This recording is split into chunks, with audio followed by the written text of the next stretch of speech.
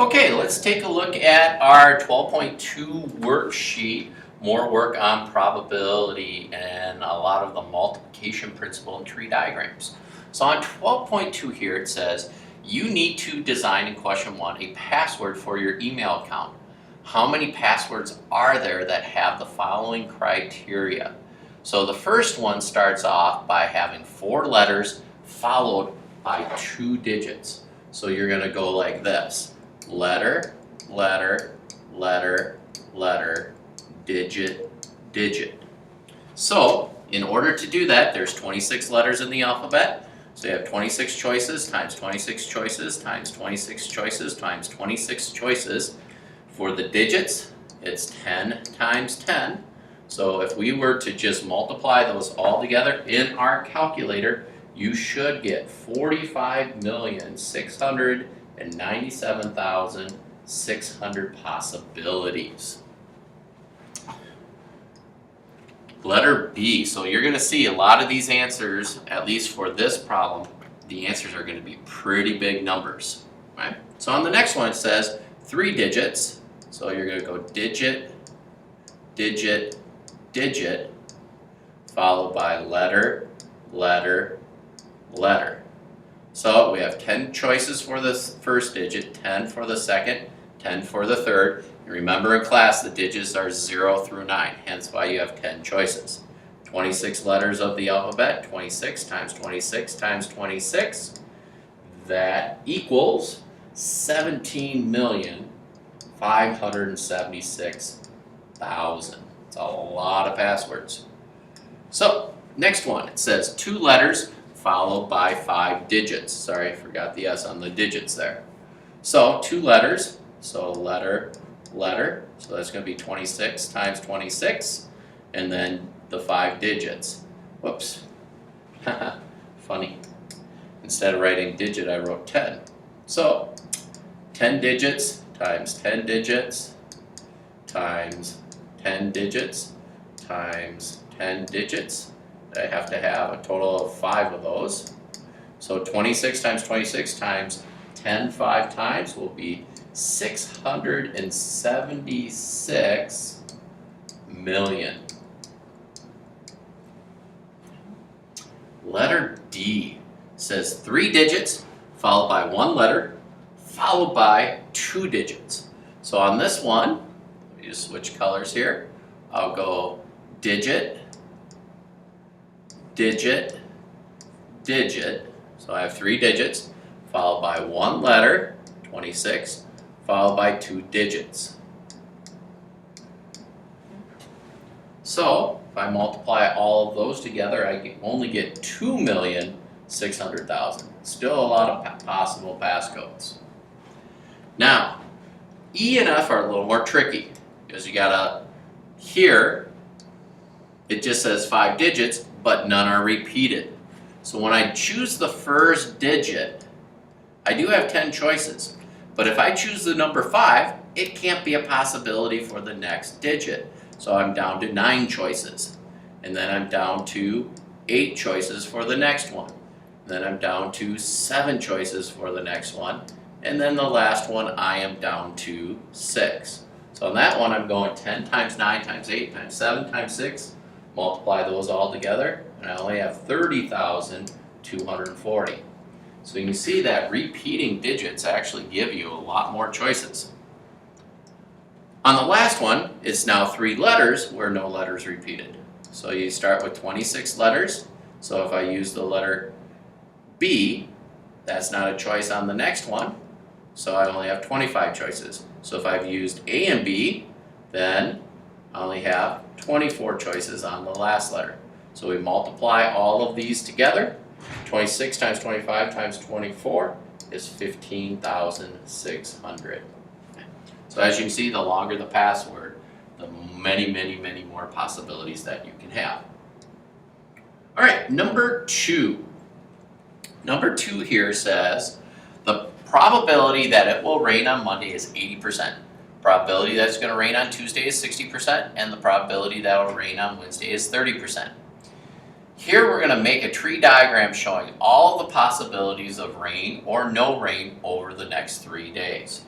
So with our tree diagram, a couple things to remember. First thing, we'll have a point to start, and each set of branches is going to represent a day. So I'm going to start off here by talking about Monday and my chances of getting rain versus no rain. So what I'm doing here is I'm going to let R represent rain and NR to represent no rain. So on Monday, it's 80%. So along my diagram, I put 0.8 for rain. For no rain, I put 0.2. So then, after Monday, we have Tuesday. So what happens is, depending on what happens on Monday, we could have had rain. Well then, from that day, we could have, again, rain or no rain.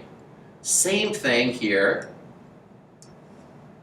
If we didn't have rain, we could have no rain, rain, or we could have no rain and no rain.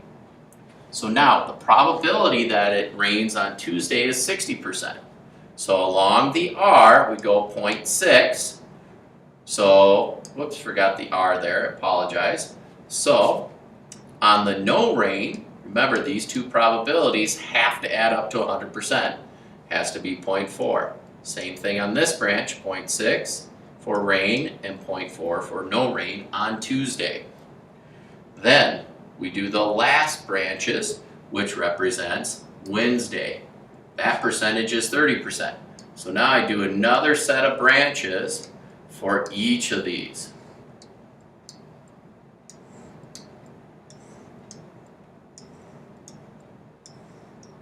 Now, each branch has rain, no rain, rain, no rain, rain, no rain, rain, no rain, all depending on what happened the previous 2 days. Now, Wednesday only has a 30% chance of raining, so this is 0.3, while the no rain branch will be 0.7, and that will be true on all of those.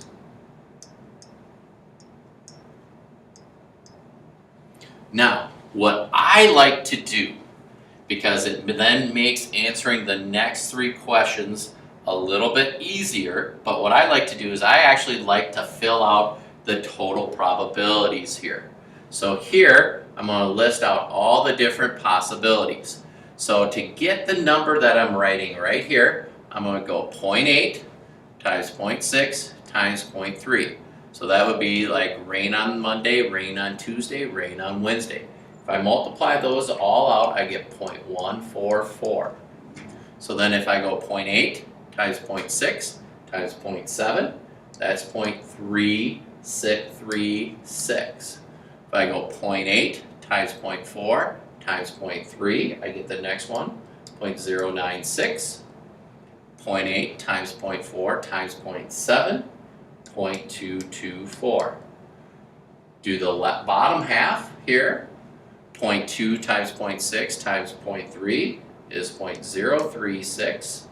0.2 times 0.6 times 0.7, that is 0.084. 0.2 times 0.4 times 0.3, that ends up being 0.024. And then 0.2 times 0.4 times 0.7 is 0.056. So what I like about these is having all of these different probabilities here. And one of the things I like to do is if I've done everything right, these should all add to 1. Okay? So I can plug those in my calculator and check to make sure that they do add to 1. I honestly would just add them by hand, 10, 20, 30, 40, so carry a 4. So 4 and 4 makes 8, 11, 20, 22, 25, 35, 40, that's another 0. So carry a 4, 5, 8, 10, and notice how the rest are zeros, it added to 1.000. Anyway, so now let's answer these questions. So on question B says, what's the probability that it rains on all 3 days? So that would be like getting rain times rain times rain. So if you look at this, that's rain times rain times rain. We've already calculated out that probability, That is 0.144. So we've already done it. C says, what is the probability that it only rains on Monday? So that would be rain, no rain, no rain. So I follow my branches. Rain, no rain, no rain, right there, 0.224. D says, what is the probability that it rains on Tuesday and Wednesday only? So that would be no rain, rain, and rain. So now I go no rain, rain, and rain. That's this probability right here. That's 0.036. Our last one. This is the one that takes a little more work. It says, what's the probability that it rains on exactly one of the 3 days? So that would mean rain, no rain, no rain. That would mean no rain, rain, no rain. Or it could be no rain, no rain, rain. So that would be like Monday only, Tuesday only, Wednesday only. So what I have to do is get each of these probabilities and then add them up. Here's the nice thing. This one is actually located right here. So I know that this one equals 0.224. So then I go back up to my chart and get the rest of them. So the no rain, rain, no rain. So no rain, rain, no rain is right here, 0.084. And then on the last one, no rain, no rain, rain. Oops. No rain, no rain, rain. Right there, 0.042. I'm sorry, 0.024. Not 42, 0.024. So now I just have to add those probabilities up, and they add up to 0.332. All right, flip over to the second page. So on the second problem, or on our last problem here, we have a little bit more of an in-depth tree diagram problem here. So it says, a study of high school juniors in 3 districts, Hopkins, Edina, and Wayzata, was conducted to determine enrollment trends in AP mathematics courses, calculus or statistics, because those are the 2 AP classes we offer.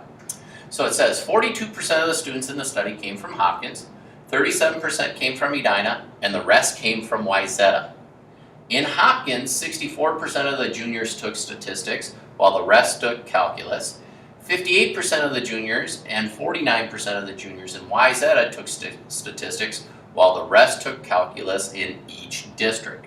No juniors took both statistics and calculus. So, let's take a look, and it says, describe the situation using a tree diagram. So the first thing I need to do is I'm going to take a student, and I know that the student came from one of 3 school districts. Either they came from Hopkins, they came from Edina, or they came from Wayzata. Then, depending on what school district they came from, okay, they would, whoops, I wanted to switch colors and it didn't do that for me. Then, I wanted to know what AP math class they took. So either they took statistics or calculus. So they either took statistics or calculus, either statistics or calculus. Now the next thing I'm going to actually do, doing this in a little different order than the previous one, is I want to get the probabilities on each of these. So as I go through the information they give me, I know that it came from these 3 districts. Okay? Now it says 42% of the students came from Hopkins. So this value needs to be 0.42. 37% came from Edina, 0.37. It says the rest came from Wayzata. Now remember, that these 3 branches in blue have to add up to 1. So to get this value on the branch, I'm going to go 1 minus 0.42 plus 0.37. So if I add those 2 up, subtract from 1, that means 21% of the students came from Wkst12. Now, the next part is how many of them took statistics versus calculus. So, it says here in Hopkins, 64% of the juniors took statistics. So this is 0.64. Well, if 64% took statistics, that means the rest took calculus. So these 2 numbers here have to add up to 1. So 1 minus 64% leaves me 36%. Because it says the rest took calculus. Do the same thing for Edina. 58% of the juniors took statistics, so 0.58, leaving 0.42. Whoops, I wrote 4.2, I apologize there. 0.42, there we go. And then for the Wkst, it was 49% of the juniors took statistics, 0.49. And then this would make this 0.51. So now, what I like to do is take a minute or two and I get all of the different probabilities here. So I'm going to go 0.42 times 0.64. So that will give me Hopkins students that took statistics. I'll do Hopkins students who take calculus and so forth. So if I multiply the first 2, we get 0.2668.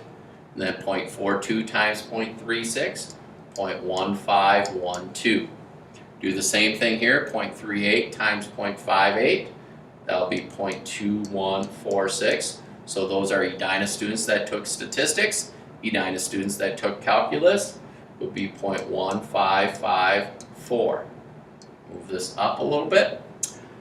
Wkst students that took statistics is 0.1029. Wkst students that took calculus, 0.1071. So again, all of these probabilities should add up to 1, and you can actually check it if you want. So now, B, love these next questions. B says, find the probability that a randomly selected student from the study took statistics. So I want to know what's the probability that they took stats. Right? So they could have taken statistics from Hopkins or Edina or from Wkst. So I'm going to take all of these probabilities that represent students taking statistics. First one's from Hopkins, second one's from Edina, third one's from Wkst. And I'm going to simply add those up. So 0.2668 plus 0.2146 plus 0.1029. And those add up to 0.5863. Question C. Okay. I am going to shrink this a little bit so that I can see the tree diagram and hopefully still see the question. C says, find the probability that a randomly selected student from the study took calculus. There's actually a couple ways that I could go about finding this answer. So I could do it just like I did the last one. Probability that the student takes calculus. That would be these 3 values, because it would be Hopkins calculus, Edina students taking calculus, and Wkst students taking calculus. So I could go 0.1512 plus 0.1554 plus 0.1071. Add those all up and I get 0.4137. The other way I could have actually done this is, since the only 2 possibilities is statistics and calculus, this value could have also been done by taking 1 minus the probability that they took statistics. So I could have done the complement.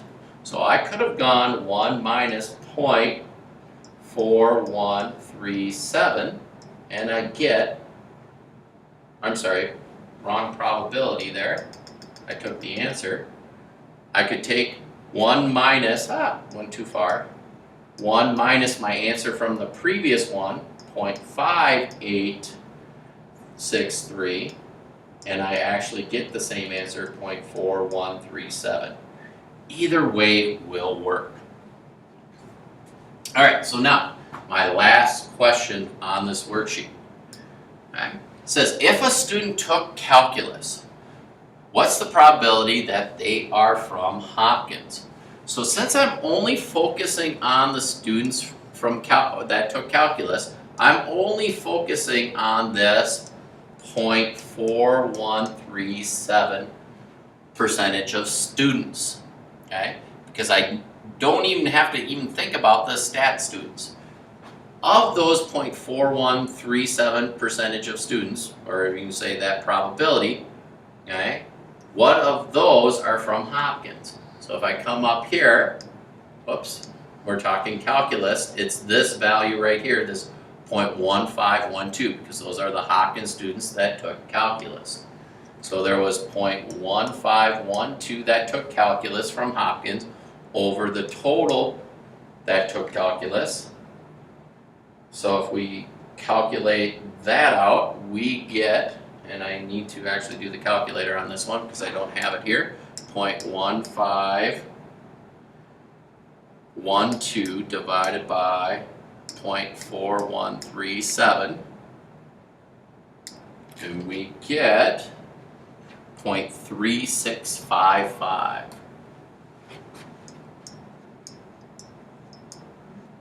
All right, so that ends worksheet number 2.